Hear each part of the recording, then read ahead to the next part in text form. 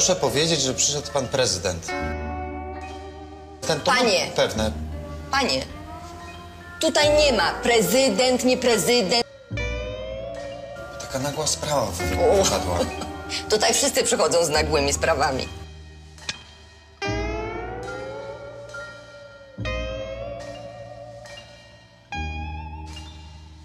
No, cześć, witam Was.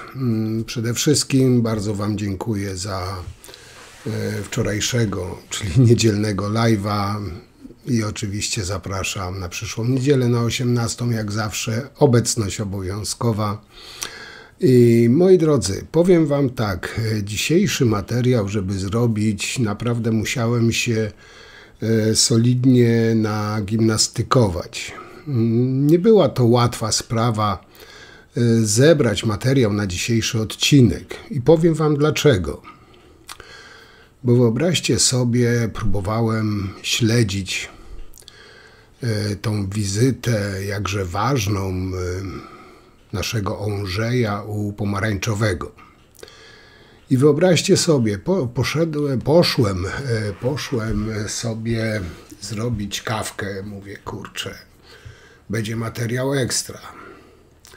Zrobiłem sobie kawę, wróciłem, a skubaniutki Andrzej już skończył. O czym na tym szczeblu można pogadać 5-7 minut? Nie wiem, no co tam słychać, Andrzej? Agata zdrowa? No zdrowa. Dzieci zdrowe? Zdrowe. A ty zdrowy? Zdrowy. No i... Ale że ci się chciało lecieć tyle czasu, żeby kawy się napić, wariacie jeden, no to trzymaj się, muszę iść, przemówienie mam ważne, se usiądź tam na widowni, to se posłuchasz, jak ładnie mówię.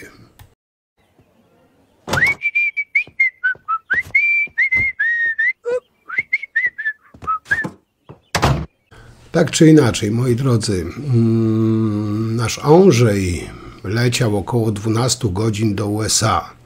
Potem cały w napięciu czekał godzinę czy ponad godzinę na audiencję u Pomarańczowego. Po czym, gdy ten sobie o nim przypomniał, wziął go na 8 minut do jakiejś pakamery z mopami, poklepał po plecach, zrobił fotkę, powiedział, że aby już wracał na salę, to powie coś ładnego. No a jak było na sali i jak nasz Andrzejek się cieszył jak dziecko, że Pomarańczowy wymówił jego nazwisko, no to usłyszycie w dalszej części tego materiału. Ale tutaj Was być może zaskoczę. Po raz pierwszy w jakimś tam stopniu stanął po stronie naszego Andrzejka. Bo jakby na to nie patrzeć, został zaproszony przez prezydenta USA w ważnym momencie historycznym. Poleciał tam, no przypuśćmy, że z najlepszymi intencjami. Był przygotowany na poważną rozmowę. No może trochę pojechałem teraz. Być może najtrudniejszą w jego politycznej karierze. Kto wie? Ale to, że został potraktowany przez Trumpa w ten, a nie inny sposób, potwierdza tylko, że ten obecny prezydent USA to taki zwykły cham i ignorant. Duda z kolei powinien zrozumieć, że Trump nie jest i nigdy nie był jego przyjacielem i traktuje go wyłącznie jako jednego z wielu partnerów biznesowych.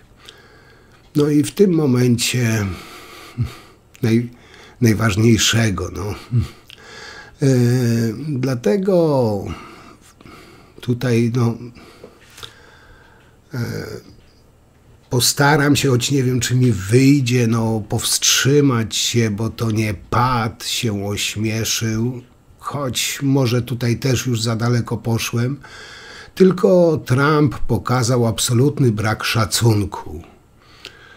No ale prawaczki gdyby mieli trochę godności, trochę rozumu, ściągnęliby te idiotyczne czerwone czapeczki po tym, jak Trump potraktował właśnie Dudę, a jednocześnie Polskę i Polaków. No ale nie liczę na to zbytnio.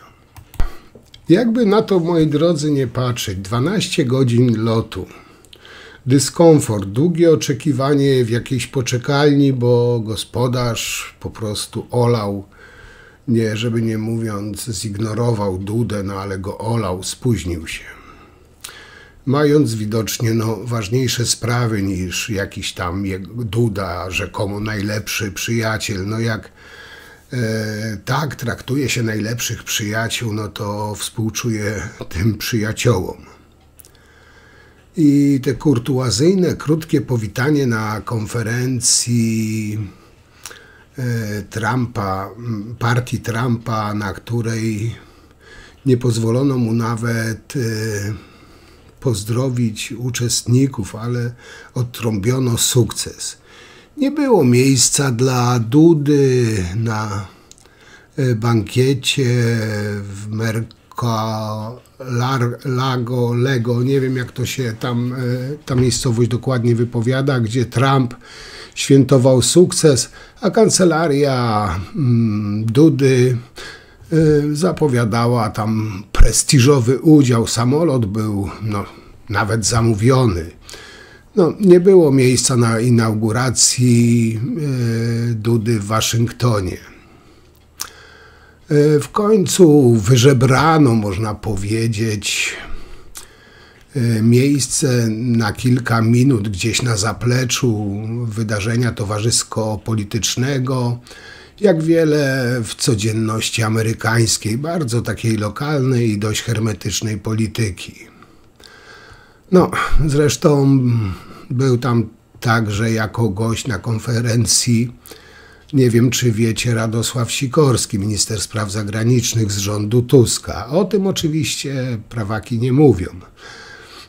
Zadowolony po bardzo serdecznych, długich, konstruktywnych, oficjalnych rozmowach z Marco Rubio, mówię o Sikorskim, to jest jego taki Sikorskiego odpowiednik w ekipie Trumpa, co potwierdziła to również strona amerykańska. Smutne, że nie powiem wam żałosne, że przy okazji kompromitujące Polskę zachowanie i traktowanie Dudy, ale to jest właśnie już inna bajka. Ale żeby nie było, moi drodzy, Duda został publicznie pozdrowiony i przywitany przez Trumpa. Zaraz wam wrzucę materiał taki trochę prześmiewczy, ale w drugiej części tego prześmiewczego filmiku wsłuchajcie się proszę, co Trump powiedział do Dudy. I jak Duda na to zareagował, to już wiele mówi. I tam mówią, że Trump pozdrowił Dudę, ale obok Dudy, pośród pozdrowionych poza politykami amerykańskimi w liczbie kilkunastu znaleźli się prezydent Argentyny, premier Słowacji, przewodniczący reform brytyjski, lider partii Fox i syn byłego prezydenta Brazylii. Ale oczywiście tam pisowcy to tak naświetlili, jakby tylko i wyłącznie był pozdrowiony sam Duda. Chłopaki! Jechać i raz, dwa wracać. Nie opierdalać się przy robocie, bo ja wam nie będę płacił za godziny nadliczbowe. Wiem, co może zrobić od skowronka do żaby dwóch takich byków jak wy. Jak wam się u mnie nie podoba, to możecie sobie pójść na państwową posadę. Tam będziecie gruchy lachą przez 8 godzin obijać, a po 12 sobie pisać. Przyrzekam wam, że jeszcze ode mnie dostaniecie błogosławieństwo na drogę. Zrozumieliście mnie? Jest. A wy do roboty. Jest z nami również prezydent Duda z Polski. To fantastyczny człowiek. wielki mój przyjaciel. 84% Polaków na mnie głosowało, czyli coś chyba ci wychodzi. Mieliście możliwość zobaczyć przed chwilą, wysłuchaliśmy wystąpienia pana prezydenta Donalda Trumpa. Bardzo mi miło było, kiedy prezydent wspomniał o naszej obecności, tutaj mojej obecności także na sali. I powiem wam, moi drodzy, tak, w sobotę rozczarowałem się wypowiedzią Dudy po spotkaniu z Trumpem. Choć nie było tak naprawdę dla mnie to jakąś tam wielką niespodzianką. Niecałe 10 minut przyjemności Dudy z Trumpem za nasze $7,000 pokrywające koszty podróży do USA. Poza tym bezsensowne pieprzenie Trumpa na zakończenie konferencji konserwatystów wywołało u mnie odruch wymiotny.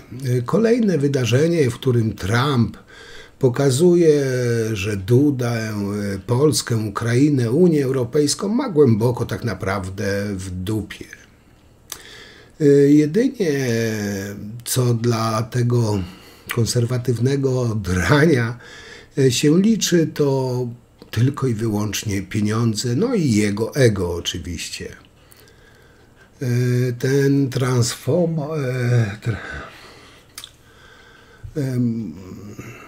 jakby to jego określić, Trumpodrań, może w ten sposób, chce zahandlować pokój z Ukrainą bez ziem zrabowanych przez Putina za ukraińskie bogactwa mineralne, o tym już mówiłem. Zbrodniarza Putina uważa za przyjaciela, a Zełenskiego za wroga. Trump to kawał takiego narcystycznego fiutka, że tak ładnie powiem.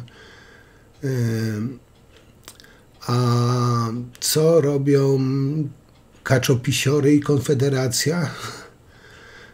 Co robi pisowski Nawrocki, konfederacki Mędzen, czy nawet Duda? Coraz bardziej Trumpa kochają i coraz bardziej Trumpowi włażą w dupsko. A ilość głupot wypowiadanych przez Trumpa na minutę jest po prostu szokująca. A chyba jeszcze bardziej szokujące jest, że Duda co chwilę klaszcze i kiwa głową.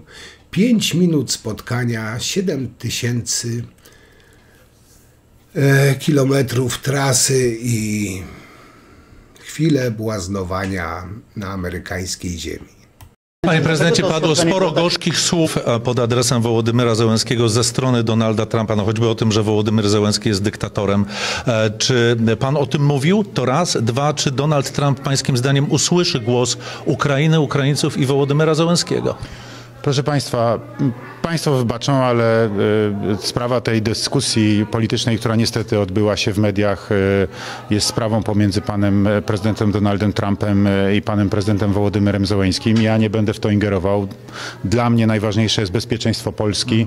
Ja się na tym skupiałem, jestem prezydentem Rzeczypospolitej. Dla mnie najważniejsze są więzi Polski ze Stanami Zjednoczonymi, obecność amerykańska w Polsce i pod względem militarnym, i pod względem gospodarczym, żeby te więzi się zacieśniały, żeby z jednej strony Stany Zjednoczone inwestowały w Polsce i przyjeżdżali amerykańscy przedsiębiorcy, i tutaj szczyt Trójmorza jest dla mnie bardzo ważnym wydarzeniem, na które mam nadzieję, że przyjedzie poważna reprezentacja ze Stanów Zjednoczonych, zarówno polityczna, jak i reprezentacja biznesowa, bo chcę podkreślić, że obok szczytu Trójmorza będzie też forum gospodarcze Trójmorza realizowane, forum biznesowe, jak również oczywiście i obecność militarna, i tutaj powtarzam jeszcze raz, zarówno z tej rozmowy z panem prezydentem Donaldem Trumpem, jak i z panem sekretarzem obrony Hegzetem.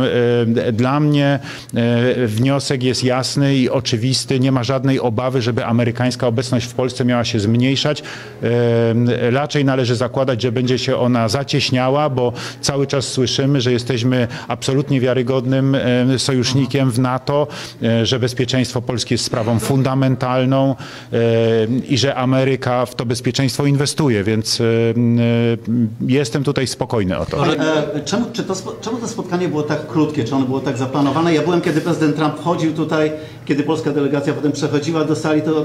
Szanowni Państwo, ja powiem tak, no, z panem prezydentem Donaldem Trumpem wtedy, kiedy jest dużo czasu, zawsze jest wiele tematów do omówienia i żadne spotkanie nie jest wystarczająco długie.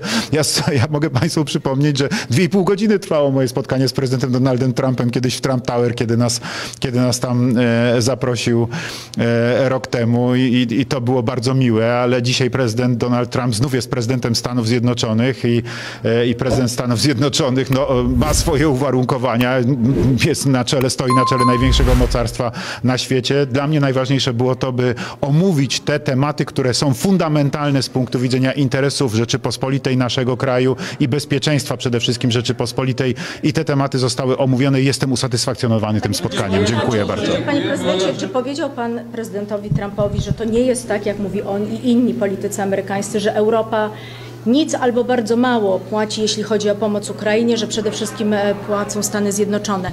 Więcej zapłaciła w sumie Europa niż Stany Zjednoczone, co nie znaczy, że Stany Zjednoczone zapłaciły mało. Proszę Państwa, ja nie znam szczegółów, jeżeli chodzi o to, na jakich zasadach, które państwo przekazywało Ukrainie pomoc. Nigdy tego nie analizowałem. Ja mogę powiedzieć, że my przekazaliśmy Ukrainie najwięcej czołgów spośród wszystkich sojuszników i Polska na pewno jest tym krajem, która była w absolutnej awangardzie i w czasach, kiedy inni przekazywali hełmy, myśmy przekazywali czołgi i MiG-29. Dziękuję bardzo. Czyli tak, podsumowanie tej wizyty, znaczy nie tego materiału, ale tej wizyty, jak sam Duda to podsumował, odebrałem to tak. Nie sądzę nic, nie wiem nic, to sprawa między panami, a spotkanie było krótkie, bo kiedyś było długie. No i Niemcy wysyłają hełmy. No, Andrzej w kilka minut porozmawiał z Trumpem o wszystkich najważniejszych sprawach świata i Polski. No, można powiedzieć, zuch, chłop. No, po prostu takich prezydentów nam trzeba. A te nie wiem nic, nie sądzę nic, no to chyba już zaczął ściągać od Nawrockiego. No ale żarty żartami, o tym też już wspominałem. Według mnie takie żenujące zachowanie Trumpa jest najtrafniejszym podsumowaniem jego samego. Takie narcystyczne zaburzenie osobowości, poniżanie innych daje mu wewnętrzne przekonanie o własnej takiej wyższości. Generalnie rzecz biorąc, jak doskonale wiecie, nie jestem fanem Dudy, tak pisowców, ale to jest obraza nie tylko jako, mówię tutaj o Dudzie. To, że Duda jest zbyt głupi, żeby zaskoczyć, to załapać, to jest inna sprawa. Ale to, jak Trump potraktował Dudę, to jest obraza nie tylko Dudy jako człowieka, ale jako prezydenta Rzeczpospolitej, samej Polski i wszystkich Polaków. Powiem wam tak, jaki Duda jest, no każdy widzi. No ale chłop przeleciał pół globusa i stał pokornie ponad godzinę pod drzwiami, żeby ogarnąć pomarańczowego szaleńca. Nie wiem, kto tu jest bardziej z drugiej strony szalony, czy Duda, czy Trump. I powiem wam, słuchając wypowiedzi pomarańczowego, czasami nie wierzyłem własnym oczom i uszom. Prezydent USA pieprzy od rzeczy niestworzone historie, obraża kogo się da, a prezydent mojego kraju, nie mój prezydent, ale prezydent mojego kraju, razem z resztą tego śmiesznego towarzystwa, co chwilę wstaje zachwycony i bije mu brawo. I nie wiedziałem, czy się wstydzić za niego, czy za swój kraj, czy za wyborców.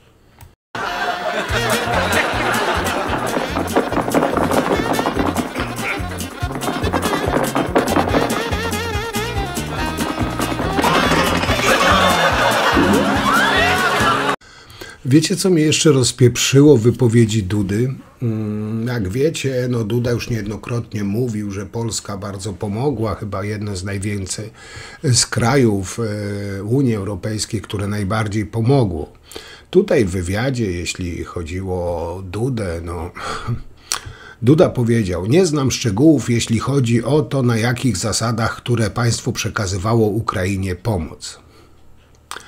Nigdy tego nie analizowałem, mówił Duda po spotkaniu z Trumpem.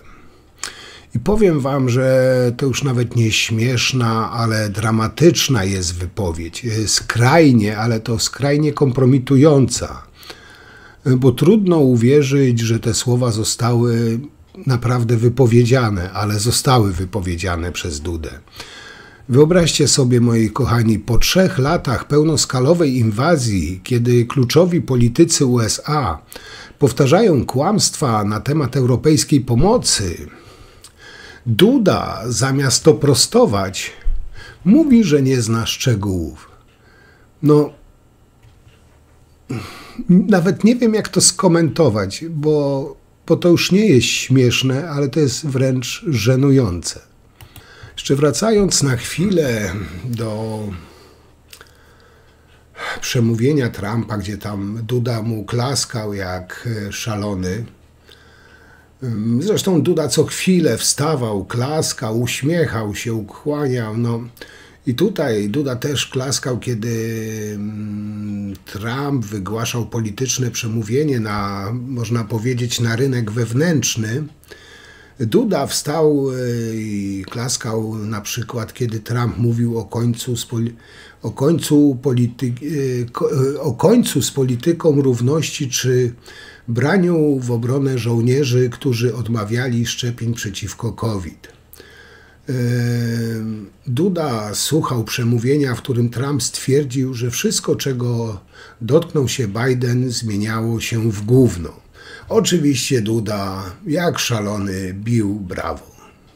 No ale jakiego mamy prezydenta, taką mamy prezencję naszego kraju. Trump Dudzie poświęcił gdzieś w schowku na mopy niecałe 10 minut, a Duda poświęcił Trumpowi całego siebie, żeby pokazać, jak bardzo zgadza się z tym, co słyszy na przykład ze sceny. Polska głowa państwa powinna zająć miejsce przy stole, a nie na widowni odgrywać rolę bohatera, który bije co chwilę brawo. No, ja rozumiem, są granice oddania, których nie powinno się przekraczać. Prezydentowi po prostu to najzwyczajniej w świecie nie wypada.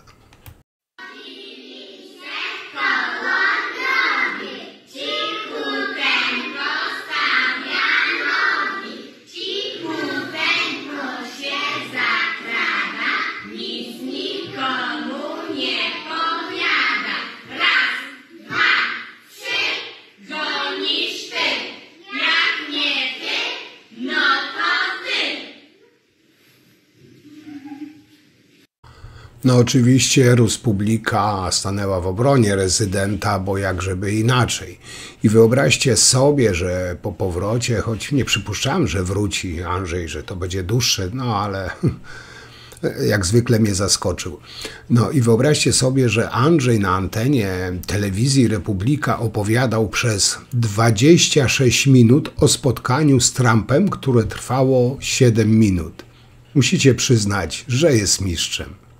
No ale moi kochani, właśnie tak powstają pisowskie bajki z mchu i paproci dla ciemnego pisowskiego ludu, oparte na takim starym powiedzeniu kumie chwalą nas, a kto? No my was, a wy nas. I tutaj do akcji też wchodzi no niezawodny, a jakżeby inaczej, sam najlepszy doradca, no, polityk pierwszej klasy, pierwszej wody, Marcin Mastalerek. Odpytywany w Radiu Z o to, czy rzeczywiście spotkanie Dudy z Trumpem trwało niecałe 10 minut, powiedział, i uwaga, nie skończyło się na 10 minutach i nie miało to być godzinne spotkanie. Cytuję Donalda Trumpa, który powiedział do dziennikarzy: spotkanie bardzo dobre, doskonałe, Duda jest fantastycznym gościem, spotkanie było świetne, nie mogłoby być lepsze. Ja sam wolę wierzyć prezydentowi Stanów Zjednoczonych. Duda jest powszechnie rozpoznawalny w USA. Ja byłem z Andrzejem Dudą na niezwykle ważnej republikańskiej konwencji. Myśmy nie mogli przejść przez salę, tyle było próśb o zdjęcie, wyobraźcie sobie. Rozumiem zawiść, zazdrość polityczną, stąd biorą się takie bajki, że spotkanie Duda-Trump trwało około 10 minut. Uważam, że politycy polscy, ale i europejscy powinni się uczyć, wyobraźcie sobie, od Andrzeja Dudy, bo to on zbudował w ciągu tych 10 minut więź z Donaldem Trumpem. Ja to wszystko cytuję, tego nie wymyślam. Mastalerek powiedział również, że po spotkaniu z Trumpem do Andrzeja Dudy dzwoniło wielu polityków, premierów i prezydentów europejskich. Na pytanie redaktora Rymanowskiego, kto dzwonił, kto kontaktował się z Dudą, aby wymienił choć jednego z nich, Mastalerek odpowiedział po pisowsku: nie będę tutaj wymieniał tych osób. Wszystko. Także wy, zazdrosne lewaki, zazdrościcie, że nasz Andrzej jest tak rozpoznawalny, jest tak szalenie lubiany, każdy chce z nim zdjęcie zrobić. Wszyscy czołowi politycy świata wydzwaniają do niego i proszą o audiencję. I wy, lewaki, zazdrościcie, że Andrzej w 7 minut w schowku na miotły załatwił tyle ważnych spraw dla Polski i dla świata. Zresztą puszczę wam teraz króciutki materiał z telewizji w Polsce 24, gdzie tam też wszystko konkretnie wyjaśniają, żeby nie było, że to jestem gołosłowny, a wy, lewaki, zazdroście. Marek, to po trampowsku. Jaki raport? Sankcje. Albo w Polsce są równe warunki wyborcze, albo Tusk podlega sankcjom amerykańskim. W godzinę posprząta temat i Domański zrobi przelew. W godzinę. No tak, ale to musi być coś takiego. O czym i to prezydent Duda powinien powiedzieć w Białym Domu, bo kurczę, jego sankcji? Słuchaj, powiem ci tak, powinien się domagać tego, żeby Amerykanie przywrócili demokrację w Polsce, bo nasza konstytucja nie działa, Unia Europejska okazała się wydmuszką, kurda, zamordystyczną i dyktatorską, a naszych polskich patriotów do więzień wsadzają. Przepraszam. Proszę. Ale nie ma za co. Darku, chciałeś coś powiedzieć? Nie, bo wiesz, bo my w te raporty gramy. Znaczy część PiS-u też gra w raporty, a część w ogóle z Onetami gra, część ze Springerem gra. A gra, to koniec tej zabawy, kurde. Panowie, no albo to jest poważna gra, albo do widzenia. Pakujcie się i spadajcie, przyjdą i lepsi, no. To jest poważna gra, w której stawką jest przyszłość twoja i nas wszystkich, drodzy państwo. Nie owijamy w bawełnę w telewizji w Polsce 24. Moi drodzy, powiem wam tak, możemy się śmiać z Dudy, ale prawda jest bardzo smutna. Ta pomarańczowa małpa nasrała Polakom na głowę. I jako Polsce ogółem te 7 minut, na które czekał ponad godzinę, jakby nie patrzeć, niestety prezydent Polski, to jest dowód na to, że nic nie znaczymy w tej układance, i nikt nie będzie się z nami liczył, bo tak jak się zachowuje prezydent, tak nas traktują. I tutaj nie pozwólmy się szantażować argumentem, że Dudzie należy się uznanie, bo poleciał do USA w interesie Polski. Nie, Trump kiwnął palcem, Duda poleciał. I zresztą o tym już mówiłem. Dla niego, jego ekipy, interes Polski to jest interes partii. Poleciał tam świadom upokarzającej formuły spotkania, nieprzygotowany do reprezentowania stanowiska Polski, z pominięciem procedur stosowanych w dyplomacji. Nie trzeba tutaj tworzyć jakichś wielkich teorii spiskowych na temat tego, o co naprawdę chodziło, ale Przynajmniej wiemy, że na pewno nie o interes Polski, który tu przy okazji wizerunkowo ucierpiał i dostał porządnego kopa w pysk. Naiwni już byliśmy, teraz no, to nie przejdzie. No i nie ulega tutaj też wątpliwości, że w tych czasach ważne jest każde spotkanie, każda rozmowa sojuszników. Relacje USA i Polski muszą pozostać silne i trwałe, ale organizowanie spotkania na siłę przy okazji innych wydarzeń tak naprawdę nie ma sensu, bo potem wychodzi, jak wyszło. Trwa ile trwa, też wiemy. W poniedziałek, czyli dzisiaj, do Białego Domu przyjechał prezydent Francji. O tym zaraz powiem. W czwartek przyjedzie premier Wielkiej Brytanii. Będą to rozmowy w gabinecie owalnym z odpowiednią oprawą, powitaniem. Być może konferencja prasowa bez niepotrzebnego pośpiechu. Wybrzmią słowa, będzie tak, jak powinno być, po partnersku. Powiem wam tak, Joe Biden, jaki był, taki był. Ale przez 4 lata wspierał bezpieczeństwo Polski. Ma szacunek Polek i Polaków. Nie mówię tutaj o pisowcach. Dobrze, że doszło do tego spotkania, ale błędem jest udział Dudy na partyjnym wystąpieniu, gdzie bezczelnie, mówię tu o Bidenie, był obrażany w obecności właśnie Dudy. Facet, prezydent, poprzedni prezydent, który, tak mówię, jaki był, taki był, ale dawał tą gwarancję bezpieczeństwa Polsce. I tak wspomniałem, dzisiaj przyleciał do Stanów Macron. I zaraz wam pokażę, jak Biden przyjął Macrona. Czyli honorowe przyjęcie, tak powinno być ze wszystkimi honorami. Prezydent Macron był przyjmowany w Białym Domu ze wszystkimi honorami. Nie w schowku na szczotki i nie musiał czekać ponad godzinę.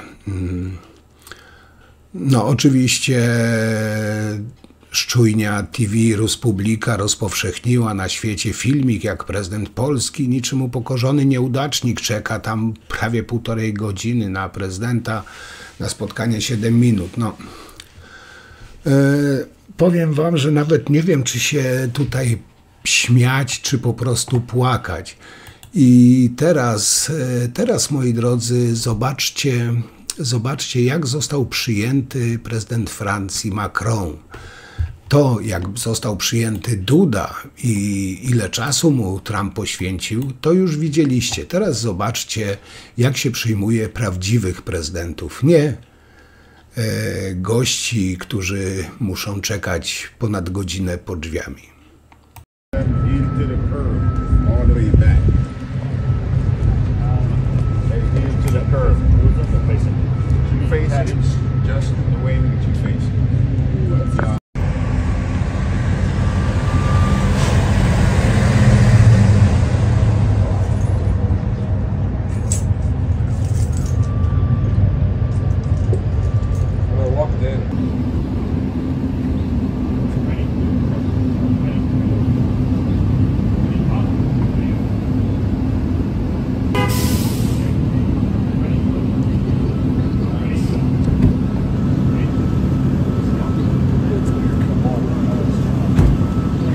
I tak jak wam wspominałem, Mastalerek znowu się naćpał i ogłosił, że Duda osiągnął u Trumpa wszystko, co sobie założył.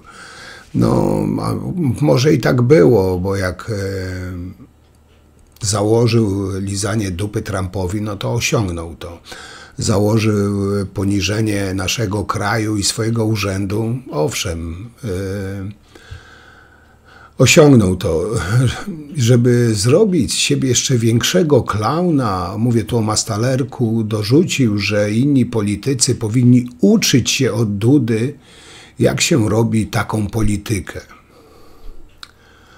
Powiem wam, że naprawdę aż ciężko sobie wyobrazić, pomyśleć, że tych dwóch klaunów kosztuje nas, podatników, majątek.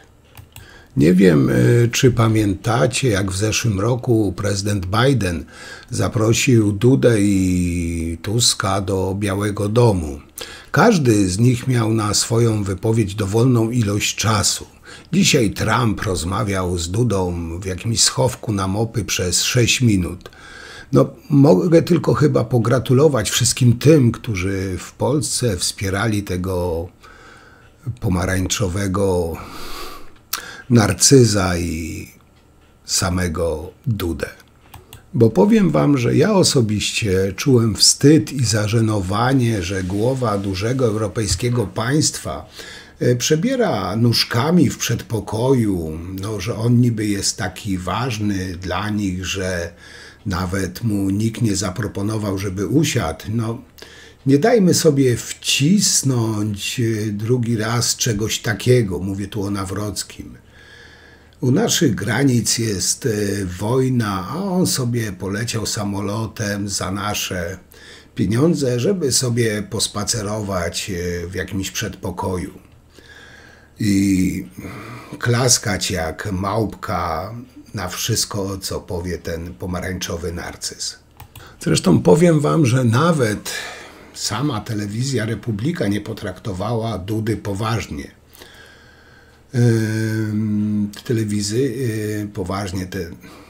Ta telewizja przez około 1,5 godziny w osobnym okienku pokazywała, jak Duda chodzi po pokoju, okrąża stół, rozmawia, stoi i czeka na Trumpa.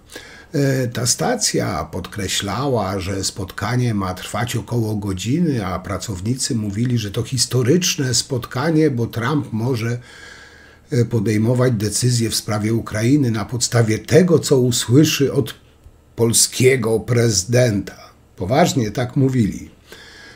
W końcu o 20:24 telewizja Republika dała belkę. Rozpoczęło się spotkanie Duda-Trump. Cały czas z dopiskiem spotkanie Duda-Trump ma trwać około godziny. Inne stacje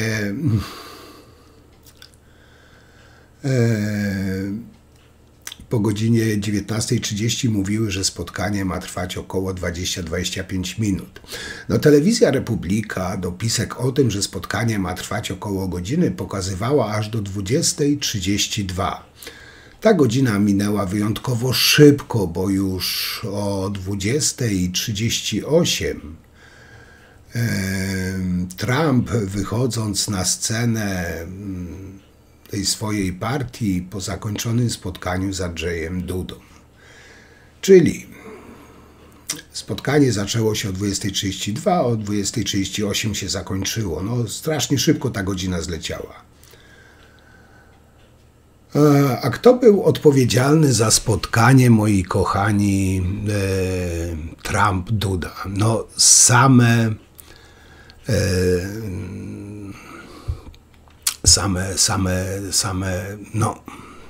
tuzy, fachowcy, no między innymi Nikodem Rachoń, brat Michała Rachonia. No, jacy fachowcy, takie spotkanie, takie przygotowania. W uroczystościach pogrzebowych Hasana Nasrallaha udział.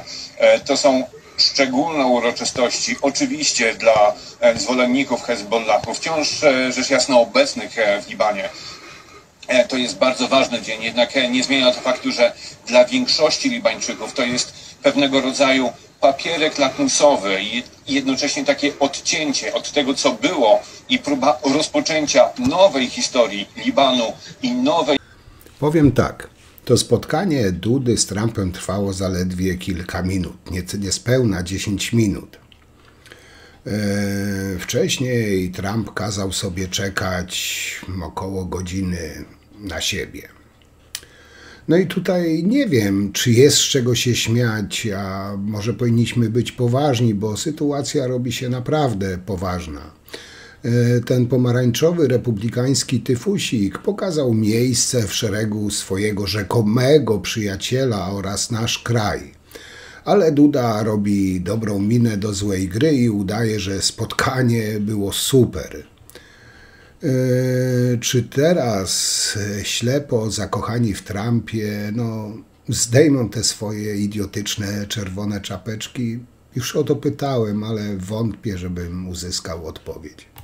Tak widzieliście, prezydent Macron przyjeżdżał, został przyjęty z pełnymi honorami w Białym Domu. Nie jest w wejściu witany przez Trumpa, ale na pewno nie będzie musiał dreptać 1,5 godziny w korytarzu przed schowkiem na miotły. Nie wiem jak wy, ale ja to odbieram generalnie jako wizerunkową klapę i naprawdę policzek w twarz Polsce i Polakom. I powiem wam, że naprawdę się zastanawiam, jakimi głupimi draniami trzeba być, aby pozwolić tak sponiewierać Polskę, jak zrobił to Duda z tą swoją ekipą. O takich ludziach mówił właśnie marszałek Piłsudski. Możecie tylko kury szczać prowadzać. I to właśnie do Dudy pasuje wręcz idealnie. Duda dobrał sobie bardzo liczną armię doradców i pomagierów, którzy tak działają, aby jego, ale także i Polskę po prostu kompromitować. I to jest bez wątpienia też między innymi właśnie wina samego Dudy. Donaldem Trumpem. Panie prezydencie, co pan chce załatwić? Czy można krótko prosić o komentarz dla Polaków, którzy czekają na wyniki tego spotkania? Jaki temat rozmowy głównie? Co będzie pan chciał powiedzieć panu prezydentowi Trumpowi? Panie prezydencie, a czy będzie wypowiedź dla prasy po spotkaniu? Panie prezydencie, z czym pan przyjechał do Waszyngtonu? Ja już państwu... I to Duda doprowadził do tego, a tym samym i całą Polskę, że jest traktowana obelżywie jako sługus, nie zasługujący na odrobinę szacunku. Te takie kłamliwe, obłudne wypowiedzi piso-putinowców nie zmienią oceny tej całej śmiesznej, usłużnej wizyty u przyjaciela ludobójcy Putina. Może powinien sobie, nie wiem, włączać, odtwarzać co chwilę film z czasu, jak czekał na przyjęcie przez tego pomarańczowego narcyza. Zachował się jak typowy sługus. I tutaj, jeśli Duda myśli, że po zakończeniu kadencji będzie sobie żył spokojnie jako były prezydent, to myślę, że jest w dużym błędzie. Bo mam nadzieję i liczę na to, że czekają go rozliczenia z całego tego okresu prezydentury i to bardzo surowe rozliczenia, bo na takie zasługuje, bo tak jak on, to mało kto, można powiedzieć, zdewastował i przyczynił się do dewastacji polskiego wymiaru sprawiedliwości i całego naszego kraju. I chyba na tym zakończę, bo i tak myślę, że długo gadałem na jego temat. Być może chaotycznie, ale załóżmy, że ten materiał dzisiejszy jest dokładnie taki sam jak wizyta Dudy u tego pomarańczowego narcyza. Także ja wam już, moi kochani, bardzo dziękuję. Jeszcze raz bardzo dziękuję za spędzony w niedzielę czas na live'ie. Jeszcze raz zapraszam serdecznie na kolejnego w następną niedzielę o 18. I oczywiście piszcie, komentujcie, jak wy to widzicie. Być może się ze mną nie zgadzacie, być może macie inne zdanie na temat tej jakże owocnej i pełnej poszanowania urzędu prezydenta i naszego kraju wizyty naszego miłościwie panującego Andrzeja. Ja, że tak powiem, się wyraziłem swoje zdanie na ten temat i naprawdę uwierzcie mi, że starałem się mocno, ale to mocno powstrzymywać, żeby nie pojechać zbyt ostro, bo cisnęły mi się na usta o wiele mocniejsze słowa, ale wiem, że nie wszystkim też się to podoba, także ja się cały czas uczę i staram się jak najmniej rzucać bluzgów, także musicie być cierpliwi, w końcu może kiedyś przestanę bluzgać, chociaż przy dzisiejszej sytuacji to jest ciężkie. Także na dzisiaj to tyle, bardzo Wam dziękuję i cóż, czekam na Wasze komentarze i do zobaczenia przy następnym materiale. Trzymajcie się, cześć.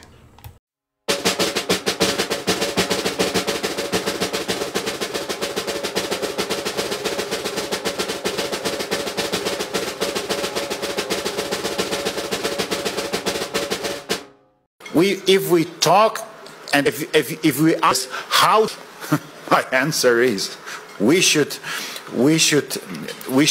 the Vladimir Putin to ask for peace. For peace, yeah, because this is not a I don't want Vladimir Putin to sit at the table to talk and how to we have also Iran and